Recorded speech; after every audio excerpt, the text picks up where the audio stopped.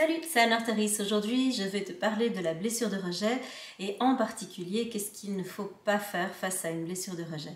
Alors, il y a plusieurs personnes qui sont venues vers moi ces derniers temps en me disant « Écoute alors, je suis dans une relation où la personne en face de moi a une blessure de rejet et j'ai l'impression que au plus j'essaye d'aller vers cette personne, au plus je lui pose des questions, au plus j'essaie de creuser sur émotionnellement qu'est-ce qui ne va pas, pourquoi elle ne me parle pas, pourquoi elle ne me donne pas de réponse. J'ai l'impression qu'au plus je fais ça, au pire c'est, au plus la personne s'éloigne de moi, au plus la communication se rompt et on n'arrive pas quelque part à se retrouver. C'est un peu comme si on passait sur des niveaux différents, on n'arrivait plus à se rejoindre. Alors, avant de t'expliquer qu'est-ce qu'il faut éviter de faire face à une blessure de rejet, je vais reprendre un petit peu comment fonctionne cette blessure pour que tu puisses comprendre qu'est-ce qui se cache derrière et dans quoi se trouve la personne qui est en face de toi si toi aussi tu es dans cette situation. Alors, la blessure de rejet, il faut savoir qu'elle est marquée par la peur d'être jugé ou la peur d'être rejeté pour qui on est vraiment. C'est-à-dire qu'une fois que la personne va rentrer dans ces peurs-là, elle va partir dans la fuite. C'est pour ça qu'on dit qu'il y a le masque du fuyant qui est lié à cette blessure-là. Et ce masque peut prendre deux formes. Donc, la personne peut soit fuir dans un repli par rapport à elle-même, donc tu vas perdre le contact, c'est-à-dire qu'elle va vraiment rentrer complètement à l'intérieur d'elle-même et elle va sembler disparaître quelque part de la relation. Donc tu vas avoir affaire à un mur en fait, tu vas avoir affaire à quelqu'un qui est très froid, qui parle quasi pas, qui te donne quasi pas de réponse et qui va avoir tendance à partir dès qu'il peut, donc qui va prendre la tangente. Et l'idée ici, c'est que le repli sur soi, ça va permettre de protéger la personne d'une certaine façon. Alors, je te donnerai un exemple après pour que tu comprennes une autre situation où ça peut se présenter. Et un autre masque qui peut apparaître, c'est celui où la personne va apparaître, mais va apparaître sous une version que tu ne reconnais pas vraiment. Souvent, c'est une version que cette personne va adopter en public dans un environnement où il y a d'autres personnes. Et là, elle va apparaître avec ce qu'on appelle le faux self. C'est-à-dire que c'est une image, c'est une construction qu'elle a construite au fil du temps qui n'est pas complètement elle. Et cette image est une image qui est la plupart du temps valorisée, qui est reconnue par les autres, ou en tout cas dans le passé, dans sa construction à elle, elle a reçu de la valorisation et de la reconnaissance pour ça. Et c'est une image qui va être quelque part une image parfaite d'elle, donc une image déformée de qui elle est, où elle va être toute lisse, elle va agir, elle va fonctionner, communiquer de manière parfaite à ses yeux à elle. Donc pas forcément au tien, mais au sien, oui. Et donc le but quelque part de ces deux masques, c'est de protéger la personne. C'est-à-dire que les masques, ce sont des choses qui vont s'enclencher de manière très automatique, qui vont être la plupart du temps hyper invisibles pour la personne. Donc quand tu as une blessure de rejet, il faut bien te dire que c'est compliqué de voir que tu as cette blessure-là parce que ces masques vont faire en sorte que tu ne vois pas que tu n'es pas authentique. À l'instant T, au moment où tu vis ça, tu vas avoir l'impression d'être complètement toi-même, tu vas avoir l'impression d'être complètement authentique, d'être complètement aligné, alors que tu ne l'es pas du tout, mais tu ne vas pas le voir. Et donc, c'est assez perturbant parce que ces masques vont s'activer soit quand tu vas avoir peur d'être rejeté, donc tu vas anticiper une situation où potentiellement tu pourrais être rejeté, soit parce que tu as déjà été rejeté par cette personne, soit parce que ça te rappelle quelque chose du passé qui ressemble, soit simplement parce que tu as peur, ou bien ça va s'activer quand tu te sens rejeté au moment même. Donc, tu t'attends pas spécialement à quelque chose et bam, ça te tombe dessus et donc hop, le masque s'active. Donc en fait, c'est vraiment des systèmes de défense et des systèmes de protection qui visent quelque part à dire entre guillemets, en gros, si je ne me montre pas, si je n'apparais pas tel que je suis, et si on me rejette pour ça ou si on me juge pour ça, alors ça va faire moins mal. Alors quelque part, voilà, tant pis parce que ça touche quelque chose qui n'est pas vraiment moi. Et donc ça, c'est vraiment un mécanisme qui vise à protéger la personne. Donc il faut bien se dire qu'en fait, une personne qui a une blessure de rejet, la plupart du temps, elle est dans des émotions de peur, elle est dans des émotions où elle ne se sent pas à l'aise, où elle ne se sent pas en sécurité, où elle flippe en fait. Mais elle va juste pas le voir, ou pas complètement, ou pas tout à fait consciemment au moment où ça se passe. Alors, dans tous les cas, ce qui se passe avec cette personne, c'est qu'à ce moment-là, elle est plus connectée à elle-même. Peu importe le masque qui s'enclenche, tu vas voir qu'il va y avoir une déconnexion entre ce que la personne vit à l'intérieur et son corps ou son non-verbal. Tu vas voir vraiment un changement d'attitude chez la personne. Donc tu vas la voir basculer dans quelque chose où son comportement va changer dans le cas où elle a un masque où justement c'est son faux self qui apparaît. Elle va commencer à prendre beaucoup de place alors que d'habitude elle est plutôt discrète, etc. Hop, elle va apparaître, elle va prendre beaucoup de place, elle va être plutôt dans, comment dire, dans le fait d'en rajouter 10 couches et tu vas te dire mais qu'est-ce qui se passe, je ne reconnais pas cette personne. Ou bien à l'inverse, elle va complètement disparaître, tu vas plus l'entendre, tu vas avoir l'image mais plus le son et là aussi tu vas te dire mais qu'est-ce qui se passe, je ne reconnais pas cette personne. Je vais te donner un exemple qui moi m'est arrivé plusieurs fois dans ma vie, mais en particulier c'est un souvenir qui m'est revenu il y a quelques jours. Donc il faut savoir que je suis quelqu'un qui est plutôt extraverti, j'ai plutôt facile à m'exprimer, j'ai plutôt facile à communiquer, que ce soit pour des choses de surface ou très émotionnelles, très en profondeur, etc. C'est absolument pas une difficulté que j'ai. Il y a une situation dans laquelle il y a vraiment cette blessure qui s'enclenche, où j'ai d'un coup une timidité maladive qui apparaît, où je ne me reconnais plus, c'est dans le cas où je suis profondément amoureuse de quelqu'un.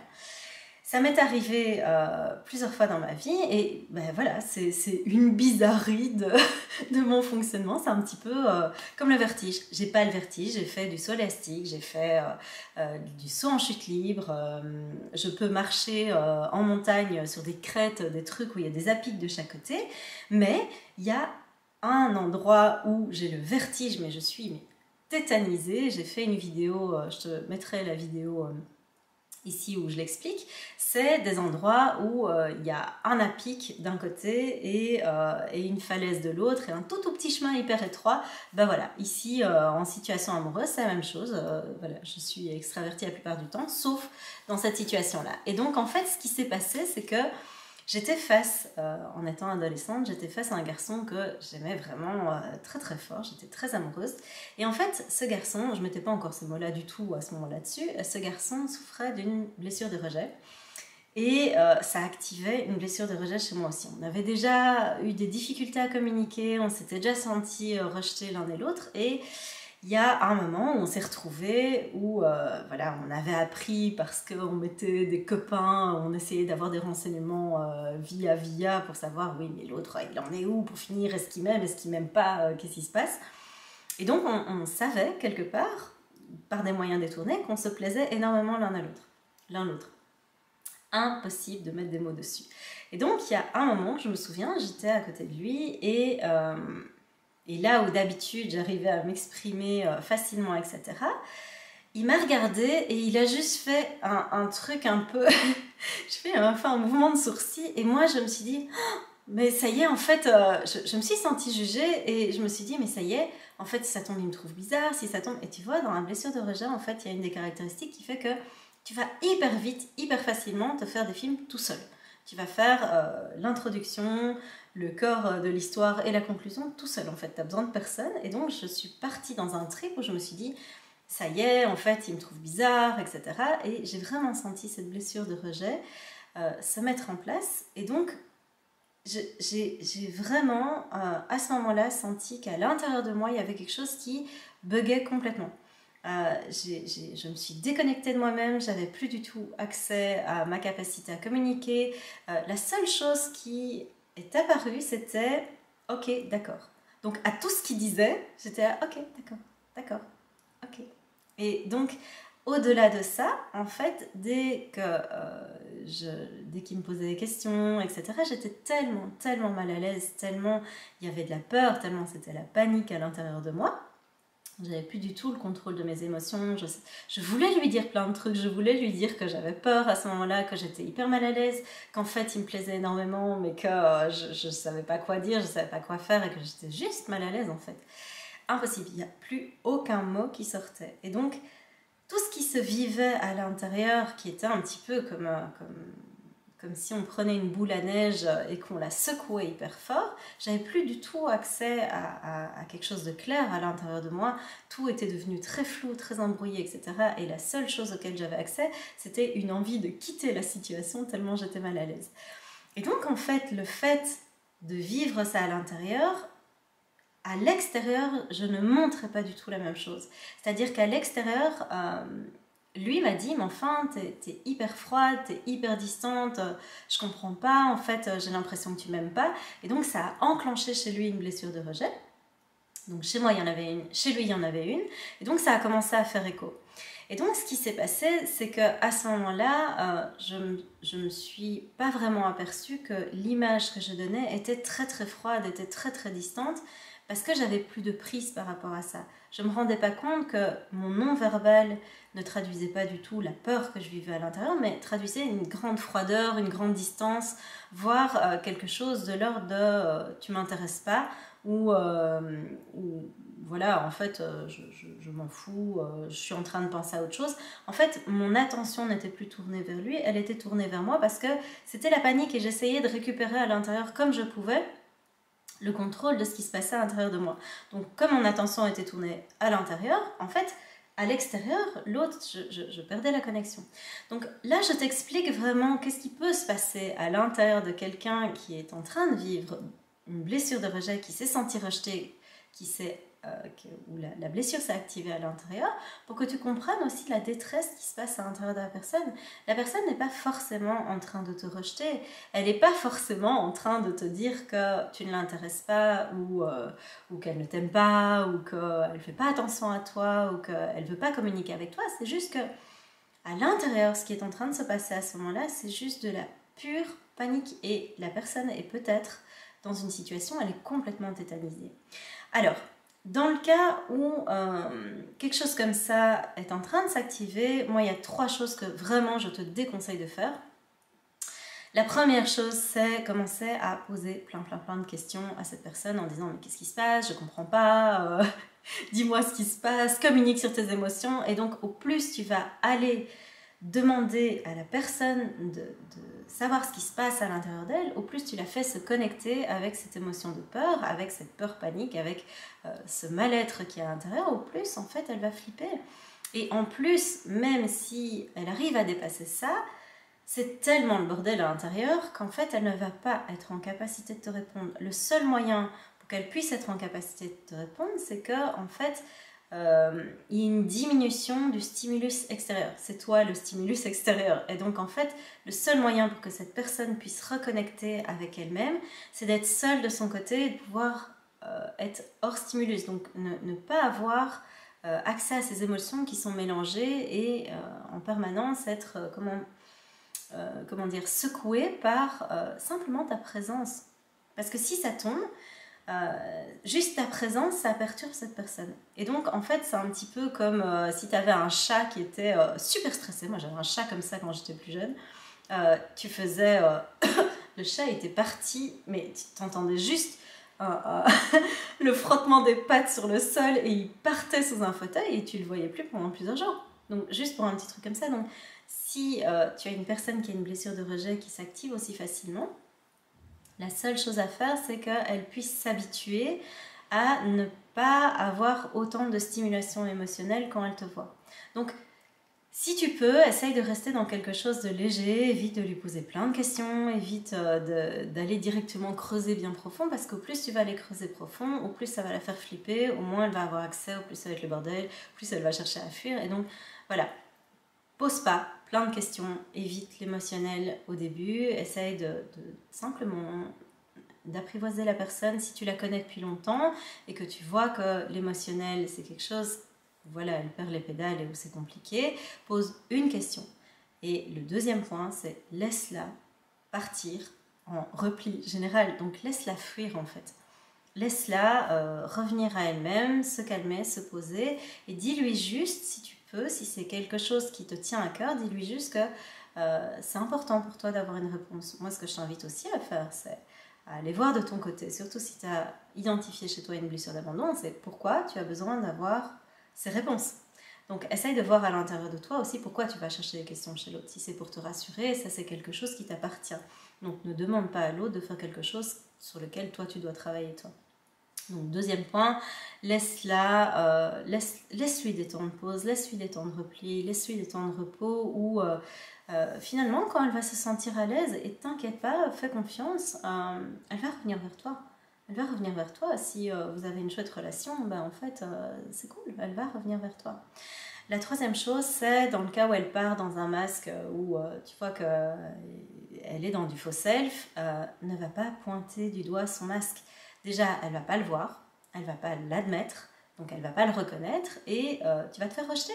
Donc cette personne, tu es juste en train de pointer du doigt à ce moment-là son mécanisme de défense qui va viser à la protéger. Et donc ce qui va se passer à ce moment-là, c'est que tu vas surarmer le mécanisme de défense. Si la personne se sent vulnérable et se sent un peu toute nue face aux autres et qu'elle a besoin de ce masque-là, c'est pas très adéquat de la mettre toute nue face à tout le monde en fait en lui disant mais enfin je comprends pas pourquoi tu t'agis comme ça te ressemble pas, pourquoi t'es obligé d'en rajouter 3 couches. Fais pas des trucs comme ça, c'est pas délicat. Alors, qu'est-ce que tu peux faire? Parce que voilà, ça peut être quelque chose qui peut t'aider à pouvoir adoucir la relation. La première chose que je t'invite à faire, c'est vraiment faire preuve d'énormément de douceur, d'énormément de patience, d'énormément de bienveillance avec cette personne. Ça ne veut pas dire que tu dois commencer à partir toi dans du faux self et à devoir ne pas lui dire des choses qui te tiennent à cœur, mais mets-y la forme. Essaye de ne pas le faire voilà, de manière trop abrupte. Essaye de le faire avec douceur et délicatesse en gardant en tête que c'est une personne qui a peur. La plupart du temps, le moindre truc, ça va lui faire peur. Donc, garde en tête que cette personne a peur et demande-toi, ok, avec une personne qui a peur en face de moi, imagine que tu as un enfant de 3 ans, ben, demande-toi comment tu pourrais faire. Comment tu pourrais faire pour lui communiquer les choses sans lui faire peur. Donc ça, c'est important. Tu dois lui dire les choses qui sont importantes pour toi, mais fais-le avec la forme qui est nécessaire. Alors, laisser l'autre seul, ça va vraiment être aidant et ne pas lui donner de conseils non sollicités. Donc, arrête de vouloir lui dire comment faire, comment agir, comment penser, comment trouver des solutions, parce qu'en fait, tu vas voir que si tu as une blessure d'abandon, toi, tu risques de partir là-dedans, dans le masque du sauveur. Et en fait, la grosse difficulté que tu vas avoir, c'est que l'autre, avec une blessure de rejet en face de toi, va déjà avoir beaucoup de difficultés avec son estime d'elle. Et si tu lui dis quoi faire, etc., tu vas créer un écart qui va être encore plus grand, qui va être « moi je sais et toi tu sais pas ». Donc tu vas lui donner le message à cette personne. C'est vraiment quelque chose qui revient régulièrement de la part de personnes que j'accompagne qui ont des blessures de rejet, qui me disent mais moi je me sens infantilisée en fait, je me sens super infantilisée, j'ai l'impression qu'on ne me fait pas confiance, j'ai l'impression qu'on ne me respecte pas, j'ai l'impression que l'autre se surpositionne par rapport à moi et donc je me sens mal à l'aise quand l'autre en face de moi me dit quoi faire, comment penser, etc. Parce que déjà la plupart du temps cette personne tape à côté. Et en plus, j'ai rien demandé et j'aimerais prouver par moi-même que j'en suis capable. Et donc, ces personnes me disent la plupart du temps, c'est pas parce que je ne montre pas ce qui se passe à l'intérieur, qu'il n'y a pas plein de choses qui sont en train de se passer. C'est pas parce que je montre pas que je travaille sur moi ou que je ne communique pas ce qui se passe à l'intérieur de moi comme prise de conscience, etc., qu'il n'y en a pas qui sont en train de se faire. Et donc, si toi, tu as besoin quelque part que l'autre te montre, te donne des preuves, etc., que tu vois des choses dans la matière apparaître et se changer, se modifier, etc., communique-le à l'autre, mais lui mets pas la pression. Donc peut-être qu'il y a plein de trucs qui sont en train de se passer à l'intérieur de cette personne, mais tu n'as juste pas accès. Et quelque part, ça fait partie du chemin aussi de ton côté de pouvoir te rassurer par rapport à ça et trouver le moyen de pouvoir justement trouver ta sécurité intérieure. Voilà, ça c'était pour la blessure de rejet. N'hésite pas à laisser dans les commentaires si toi aussi tu as une blessure de rejet, comment tu vis ça, si ça fait écho, s'il y a des trucs que tu aimerais rajouter en complément pour aider les personnes qui regardent cette vidéo à comprendre ce qui se passe à l'intérieur d'une personne qui